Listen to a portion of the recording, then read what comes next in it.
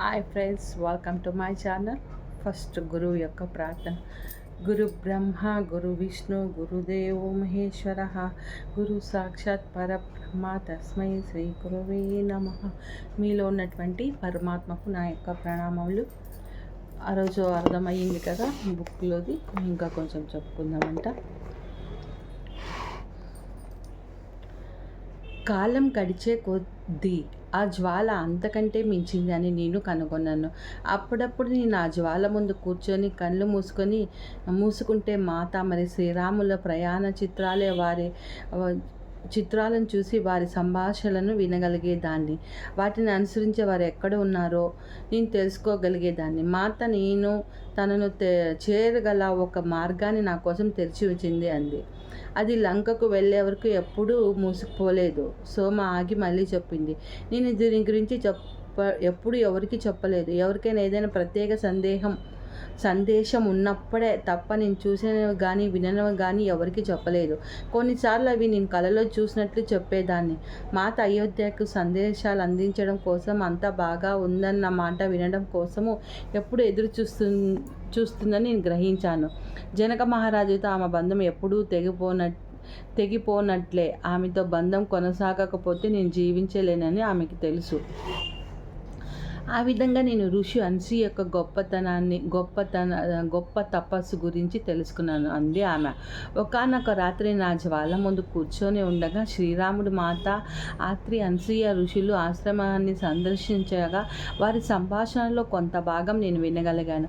ఆత్రి మహాముని తన భార్య స్త్రీలకు ఆదర్శంగా ఉండాలని, దానివల్ల వారు ఆధ్యాత్మిక సాధనలు చేసి భూమి భవిష్యత్తు రూపొందించడంలో తన వంతు సహాయాన్ని చేయగలరని తను ఆశిస్తున్నానని చెప్పారు.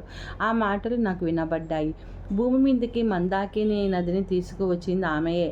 దానివలన అక్కడ నివసించే వారికి నిరంతరం నీటి సదుపాయాలతో పాటు నదీ దేవతల ఆశీస్సులు కూడా ఉంటాయి. ఆమె అటువంటివి మరెన్నో చేసింది, కానీ ఎవరికీ తెలియదు. ఆమె తన ఆధ్యాత్మిక విజయాల పట్ల ఎంతో నమ్రతతో ఉండేది.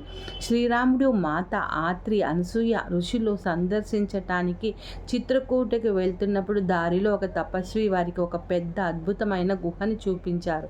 రామ, మీరు ఇక్కడ విశ్రాంతి తీసుకోవచ్చు. ఈ గృహలో మీరు సురక్షితంగా ఉంటారని చెప్పాడు. ఆ గృహ వాళ్ళ అవసరాలన్నింటికీ తగినట్టుగా ఉంది. ఒకే ఒక లోటు, నీరు లేకపోవడం తప్ప. ఒకానొక రోజు మాత దప్పిక కొనగా శ్రీరాముడు నీరు తేవడానికి బయలుదేరుతుండగా వారికి నీటి ప్రవాహ శబ్దం వినపడింది. అప్పుడు సీత, ప్రకృతిని ప్రతి కోరికని ఏ విధంగా తీరుస్తుందో చూడు. నీ దాహాన్ని తీర్చడానికి వచ్చిన నీటి ఊట చూడు అని నీటి ఊటిని ఒక పెద్ద కొలనలాగా మారి ఆ నీటి నుంచి ఒక దేవత ప్రత్యక్షమైంది. నేను గోదావరి నదిని. ఆ మాత చెప్పింది. నేను మీ ఆశీర్వాదాల కోసం వచ్చాను ప్రభు. మాత అప్పుడు వారు ఆమెను ఆశీర్వదించారు. నువ్వు ఎప్పటికీ నిండుగా సమృద్ధిగా ఉందుగా కానీ బదులు చెప్పాడు శ్రీరాముడు. నువ్వు నీ చుట్టూ ఉన్న జీవాలన్నింటినీ పోషించుదుగాక మాత కొనసాగించింది. గోదావరి వారికి నమస్కరించి, తదాస్తు, నేను ఎప్పుడూ దక్షిణం వైపుగా వెళ్తున్నాను. తర్వాత నేను మిమ్మల్ని అక్కడ కలుసుకుంటాను. ఈ కొలను నేను ఇక్కడ వదిలి వెళ్తాను. అది మీ దాహం తీర్చడానికి, మీరు స్నానం చేయడానికి పనికి వస్తుంది. ఆ మాటలతో ఆమె తిరిగి నీటిలోకి అదృశ్యమైనది. జ్వాల పక్కనే కూర్చొని ఆ సంభాషణలను విన్న నేను మన వనవాసానికి ఉన్న ప్రగాఢ లక్ష్యాన్ని నేను అర్థం చేసుకోవాలని మాత కోరుతుందని గ్రహించాను. ఆమె వెళ్ళటానికి ముందు ప్రాచీన కాలంలో దేవుళ్ళు ఇచ్చిన బోధనలు రక్షణకై ఋషులను తోడ్పడుతున్నారని, అది రాబోయే యుగాలలో సమాజానికి మార్గదర్శనం వహించే మాత బోధనలకు పునాది ఏర్పరుస్తుందని చెప్పింది. శ్రీరామునికి ఆశ్రమంలో తన గురువులు విశ్వామిత్రుని వద్ద ఉన్నప్పటి నుంచి ఈ పునాదులు రక్షించడంలో సహాయం చేయడానికే పిలువపడతారని తెలుసు. ఆయన మొదటిసారిగా సీతని చూసినప్పుడే ఈ కార్యాన్ని పూర్తి చేయడంలో తనకు తోడ్పడేది ఈమె అని గుర్తించాడు. ఆమె మాత్రమే తన ముందున్న కష్టాలను, పరీక్షలను తట్టుకొని నిలబడగలదు అని ఆయనకి తెలుసు. వారి విజయ సర్వోత్కృష్టమైన ప్రాధాన్యం కలది. కానీ వారు అడవిలో ప్రయాణిస్తూ ఆశ్రమాలు సందర్శిస్తూ వికసించే కొద్దీ రాక్షసులు గొప్ప అడ్డంకులు సృష్టిస్తారని తెలుసుకున్నారు. రాక్షసులు సహజ జాతులు మచ్చిక చేయబడినవి. వారి మాంస భక్షకులు. రాత్రిపూట దాడి చేసి ఆశ్రమాలను నాశనం చేసి మా లక్ష్యం నెరవేర్చడానికి తమకు కీకారణ్యంలో ప్రయాణించాల్సి ఉంటుందని రామునికి తెలుసు. మాధకు అడవిలో ఆహారం గురించి, ఔషధాల గురించి జ్ఞానం మా ముగ్గురికి తనపై విధించబడిన వనవాసం పూర్తి చేయడానికి తోడ్పడింది. ఆమె మాట్లాడేటప్పుడు సోమ కళ్ళు మూసుకున్నాయి. కానీ ఇప్పుడు ఆమె కళ్ళు తెరిచి మా వైపు తను చెబుతున్నది మేము అర్థం చేసుకుంటున్నామా లేదా అన్నట్టు చూసింది. మా అమ్మ తల ఊపింది. కానీ నేను ఏమీ అనలేదు. ఆమె చెప్పింది నేను ఎంత మాత్రం జీర్ణం చేసుకోలేకపోయాను. చిన్నప్పటి నుంచి నేను విన్న వాటికి అది ఎంతో విరుద్ధంగా ఉంది. నేను ఎంతో సాధారణమైన కథ అనసూయ మాట నిలబెట్టుకోవడం గురించి విన్నాను. దాని ప్రగాఢ లోతుల గురించి నాకు ఏమీ తెలియదు. ఎంత తీవ్రంగా ఉంది. ఎన్నో జంతువులు, పక్షులు ఆ చెట్టు కింద కూర్చొని చేరాయి. కానీ ఇవేమి సోమ కథను కొనసాగింపును ఆపలేదు. ఆర్య సంస్కృతిని విస్తరించాలని అప్పటికే నిశ్చయించబడింది. కానీ మార్గం ఎవరిని ఏర్పరుస్తారు? దానికి కేవలం రాక్షసులు నిర్వహిస్తున్న అరణ్యాలు తీసివేయడమే కాక ఆ క్రూర మానవ భక్షలను నిర్జించి ఆటవికులను వ్యవసాయం కూడా నేర్పించాలి. అడవుల్లో నుంచి వస్తున్న ఆహారం తగ్గిపోవడంతో జీవితం కొనసాగటానికి వ్యవసాయం తప్పనిసరే. మాత వారికి విత్తనాల గురించి, వివిధ ఆహారాల గురించి బోధించేది. దాని వలన వారు మానవ మాంసానికి బదులుగా వృక్షాల నుంచి వచ్చే ఆహారంపై ఆధారపడి జీవించగలిగారు. వారు ఆమెకు ప్రకృతి సంకేతాలను, గాలుల దిశలను, పక్షులను, ఎగిరే సమయాన్ని చదవటంతో పాటు ఇంకా అనేక విషయాలను బోధించింది. శ్రీరాముడు వారి సమావేశంలో కొంత ప్రాథమిక పరిపాలన తీసుకురావడానికి ప్రయత్నిస్తుండగా ఆమె భూమాత పట్ల కృతజ్ఞత వ్యక్తించడంలో బోధిస్తుంది. ఆమె తన మిథులలో పొందిన జ్ఞానాన్ని వారికి అందించింది. ప్రతి యుద్ధం తర్వాత ప్రతి సమూహము తమ నాయకులను, తండ్రులను,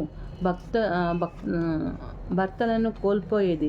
మాత వారికి ఆహారం తీసుకువచ్చి వారి కోలుకోవడంలో సహాయం చేసేది. దాంతో అనేక సమూహాలు తమ పద్ధతిని మార్చుకున్నాయి.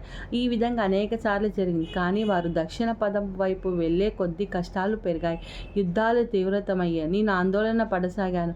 సోమ మాట్లాడేటప్పుడు దూరంగా చూస్తూ ఉంది. కానీ ఇప్పుడు ఆమె మళ్ళీ కళ్ళు మూసుకొని మౌనంగా ఉంది. కొన్ని నిమిషాల తర్వాత మళ్ళీ కొనసాగించింది. వారి వివాహం తర్వాత సీతారాముల మధ్య ప్రేమ మొగ్గలా వికసించింది. వారు ఉన్న పరిసరాలకు ఒక ప్రత్యేక సౌందర్యం ఉంది. వారి సమక్షంలో ఉన్న ప్రతి ఒక్కరూ వారి మధ్య ప్రగాఢ అన్యోన్యతను, అనుభూతిని చెందగలిగేవారు.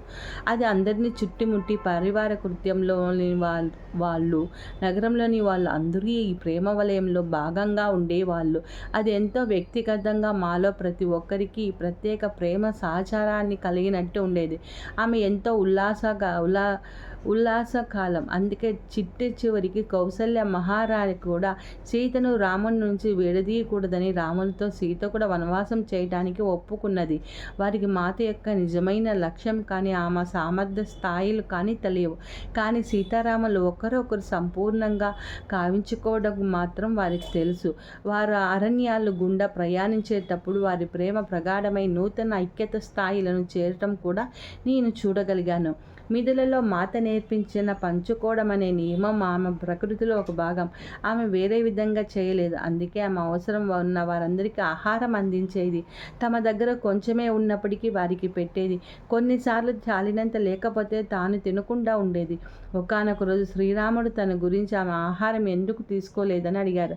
ఆమె ఏమీ మాట్లాడారు. అతను తన ఆహారంను తీసుకోమని బలవంత పెట్టాడు. కానీ ఆమె నిరాకరించింది. మీరు తింటే నా కడుపు నిండుతుందని చెప్పింది. ఆ విషయం అంతే. నువ్వు తింటే నా కడుపు నిండిపోయినట్టే సీత, రాముడు బదులిచ్చాడు. అదేవిధంగా చాలాసార్లు జరిగింది. ఆమె యుద్ధం వస్తే తనకు తగినంత బలం అవసరమని చెప్పింది. అతడు ఆమె తినకపోతే తనకు శక్తి ఉండదని అన్నాడు. అతని శక్తి అంతా ఆమె అని చెప్పాడు. ఆమె అతని వైపు చూస్తూ ఉండిపోయింది, ఏం చెప్పాలో తెలియక.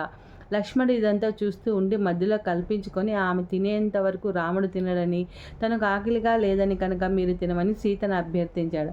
ఆమె అదే కారణం చెప్పి వద్దంది. యుద్ధమే వస్తే లక్ష్మణుడికి కూడా శక్తి కావాలి అంది.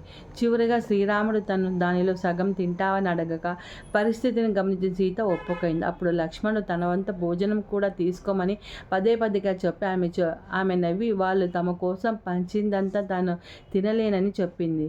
వారు ముగ్గురు మధ్య ఈ విధమైన ప్రేమ ఉండేది. ఈ విధమైన సందర్భాలు అనేక విధాలుగా అనేక సార్లు సంభవించేవి. శ్రీరాముడు శరీరానికి చిన్న గాయమైన ఆమె బాధతో విలవిలలాడేది. ఆయన కూడా అంతే. ప్రయాణాల మధ్యలో మాత అనేక సార్లు అనారోగ్యానికి గురైంది.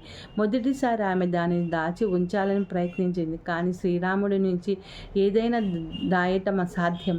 ఆయన ఆమెను పనులన్నీ కట్టిపెట్టి పడుకొని ఉండమని ఆదేశించారు. మాత ఆయనకు ఏ ఔషధ మొక్కలు తేవాలో, మందును ఎలా తయారు చేయాలో చెప్పింది. ఆయన రాత్రి పొగల ఆమె పక్కనే ముందు వేస్తూ ఒళ్ళు తుడుస్తూ కూర్చొని ఉండేవాడు. ఆయనకు కూడా ఒళ్ళు నొప్పులు వచ్చి అనారోగ్యానికి గురైన ఆమెతోనే చెప్పలేదు. ఒకానొక సందర్భంలో ఆయనకు ఒక గ్రామంలో ఒక అవసరము వచ్చింది. కానీ ఆమె అనారోగ్యంగా ఉండడంతో వదిలి వెళ్ళలేదు. ఆమె వెళ్ళమని చెప్పినా ఆయన కాదన్నారు. ఆ రాత్రంతా ఆమె అనారోగ్యంతో పోరాడింది.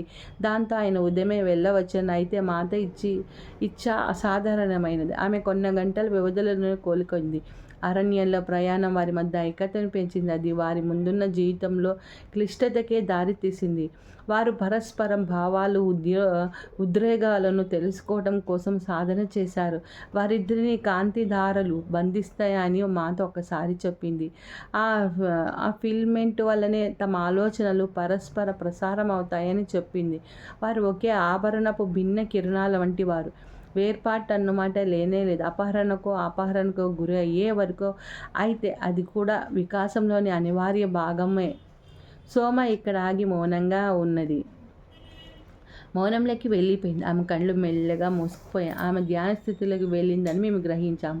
మేము 1 గంట ఎదురు చూసాం. కానీ తర్వాత ఆమె వెంటనే ఆ స్థితి నుంచి బయటకు రాదని గుర్తించాం. మా అమ్మ మేము వెళ్ళే సమయం దగ్గర పడిందని సూచించింది. మేము మౌనంగా నిష్క్రమించాం. మేము ఆశ్రమం కుటీరం చేరే వరకు అమ్మ ఏమీ మాట్లాడదు. అందుకే ఆమెకు నేను కృతజ్ఞతలు తెలిపాను. ఎందుకంటే నాకు మాట్లాడే అభిలాష లేదు. ఒక్క రోజులో మా ప్రయాణం తలకిందలైనట్టుగా ఉంది. సుమ చెప్పింది. నాకు అర్థం కాకపోయినా అయోధ్యలో మాకు తెలిసింది అర్థ సత్యమని గ్రహించాను. మాకు తెలియనిది ఎంతో ఉన్నది. సోమ తన జ్ఞానం పంచుకోవడం మొదలుపెట్టింది. ఆశ్రమానికి వెళ్ళి మా అమ్మ పడుకుంటే నేను ఆమె వైపు చూసి, అమ్మ ఏం ఆలోచిస్తున్నావు అన్నాను. ఆమె కళ్ళు తెరిచి, మనం ఎంత అదృష్టవంతులను సోమాని కలిసాం. ఆమె చెప్పింది విన్నాక ఎంతో ప్రశ్నించాలనుకున్నాము. కానీ మనము విన్నదాన్ని వర్ణించడం కూడా నాకు రాదు. నేను మీ నాన్నకి ఏం చెప్పాలి? పెళ్ళి అంటే నీకు ఉన్న భయానికి కారణం కనుక్కోవడానికి వచ్చాం. కానీ ఇప్పుడు నాకు మనం నిజంగా అందుకొరికే వచ్చామా అనిపిస్తుంది. మరి నువ్వేమనుకుంటున్నావు అంది. నేను ఆమె పట్ల చెప్పలేనంత ప్రేమను అనుభూతి చెందుతున్నాను. ఆమెకు జనక మహారాజు గురించి మాట్లాడేటప్పుడు నా లోపల ఏదో గిర్రని తిరిగింది అని చెప్తుండగా నా కళ్ళ వెంట నీరు కారింది. మా అమ్మ జవాబు చెప్పకుండా కళ్ళు మూసుకొని సాయంత్రం భోజనం వరకు విశ్రాంతి తీసుకుందామంది. ఆశ్రమంలో సాయంత్రం భోజనం చాలా సాధారణంగా ఉంటుంది. గురుగారు మా వద్దకు వచ్చి, సోమ నీతో మాట్లాడింది లేక ధ్యానంలో ఉందా అన్న. ఆమె చాలాసేపు మాట్లాడింది అని మా అమ్మ చెప్పింది. ఆయన బిగ్గరగా నవ్వుతూ, ఆవిడ మీకు మిథుల కథలు చెప్పింది అని అడిగారు. మా అమ్మ అవునని తలుపగా ఆయన నా వైపు తిరిగి, వాటిలో ఒకటి ఆశ్రమవాసులకు చెప్తావా అని అడిగారు. వారికి తరచూ సోమాన్ని కలుసుకునే అవకాశం ఉండదు. వారు అక్కడ ఏదో ఒక పనిలో నిమగ్నమై ఉంటారు. నేను కరువు కాలంలో మహారాజు పారివారిక కృత్యాల్లో వారి కోసం వచ్చిన ఆహారం పంచడం గురించి అత్యాశ వల్లనే కొరత వస్తుందని చెప్పిన విషయాలని నేను చెప్పింది విన్నాను. ఆయన చెప్పింది సత్యమే నిర్ధారించారు ఋషి. అధిక సంపద బీదరికానికి దారి తీస్తుంది. అది ప్రకృతి వనరులను నిరోధిస్తుంది. ఒక చోట అధిక కూడబెట్టితే అది మరొక చోట కొరత ఏర్పడుతుంది. ఎంత బాగుంది కదా! అధిక సంపద బీదరికానికి దారి తీస్తుంది. అది ప్రకృతి వనరులను నిరోధిస్తుంది. ఒక చోట అతిగా కూడబెట్టితే మరొక చోట కొరత ఏర్పడుతుంది. ఏదైనా ఒకటిని మనం దాచిపెట్టామంటే అది కొరతగా మారుతుంది. వేరే వాళ్ళకి అది కొరతగా ఏర్పడుతుంది మనం అతిగా కూడబెట్టుకుంటే. ఏదైనా కానీ ఒకానొక నది ఆటంకాలు లేకుండా ప్రవహిస్తే అవసరం కొద్దీ ప్రతిదీ పంచబడుతుంది. ఏదైనా విరోధం ఏర్పడితే, ఎక్కడైనా అతిగా ఒండ్రు పెరగకపోతే ప్రవాహం నిరోధించబడి అనారోగ్యానికి దారి తీస్తుంది. ఇది మనలో చాలామంది నేర్చుకొని ప్రకృతి సత్యం, జంతువులకి ఈ సత్యం తెలుసు అనుకుంటూ అందుకే అవి అవసరానికి మించి తీసుకోవు. వాటికి అత్యాశ తెలియదు. మనం మనుషులం మాత్రమే ఈ ప్రమాదకపు లక్షణాన్ని ప్రదర్శిస్తాము. జనక మహారాజు చాలా వివేకవంతుడు. ఆయన ప్రకృతి నియమాలను చక్కగా అర్థం చేసుకొని తన సామ్రాజ్యాన్ని నియమాల ఆధారంగా నిర్మించారు. ఆయన శక్తి కంటే జ్ఞానానికి ఎక్కువ విలువ ఇచ్చారు. సంవత్సరాలు గడిచే కొద్దీ ఆయన రాజ్యం బలహీనపడటాన్ని మనం చూసాము. ఎందుకంటే భవిష్యత్తులో జ్ఞానం అన్నది అత్యంత విలువైన అంశం కాదు, శక్తియే విలువైనది. సీత మనకు బోధించిన ముఖ్య విషయాల్లో ఒకటి ప్రకృతి నియమాలను తెలుసుకొని వాటికి అనుగుణంగా జీవించమని. అందుకే ఆమె తన కుమారులను ఇక్కడ పెంచింది. దానివల్ల ఆ జ్ఞానం పొందగలరన్న భావంతో వారు రాజమందిరంలో అన్ని సౌకర్యాల మధ్య ఉండటం కంటే ఇక్కడ పెరగటాన్ని ఎంపిక చేసింది. తన తండ్రి ఏర్పరిచిన దారిలో నడవటం ఆమెకు తెలుసు. తను వచ్చిన తర్వాత జ్ఞాన సంపార్జన కోసం ఆయన ఆశ్రమవాసం గడపడం ఆమెకి జ్ఞాపకం ఉంది. ఆశ్రమంలో వారందరూ శ్రద్ధగా వింటున్నారు. వారిలో ఒకరు అయితే అది ఎంపికైనా అని అడిగారు. గురువు నవ్వారు. సీతాదేవి జీవితంలో సంభవించే ప్రతిదీ ఆమె ఎంపిక ప్రకారమే. ఆయన మాటల అర్థానికి నేను ఆశ్చర్యపోయాను. ఈ మొత్తం ప్రాంతంలో అయోధ్య శక్తికి కేంద్రం, పెంపొందుతున్న శక్తి కేంద్రం. కానీ మేము జ్ఞానవంతులం కామా, జ్ఞానాన్ని గౌరవించమా? ఆయన చెప్పే ఈ జ్ఞానం ఏమిటి? ఆయనను అడగడానికి నా పిరికితనం అడ్డం వచ్చింది. కానీ వెళ్ళే లోపల ఈ ప్రశ్నలు సోమాన్ని అడగాలని నిర్ణయించుకున్నాను. ఓకే ఫ్రెండ్స్, ఇది చాప్టర్ అయిపోయింది. నెక్స్ట్ సోమా కథ అని ఇంకొకటి ఉంది. సో ఇంకా దండిగా ఉన్నాయి.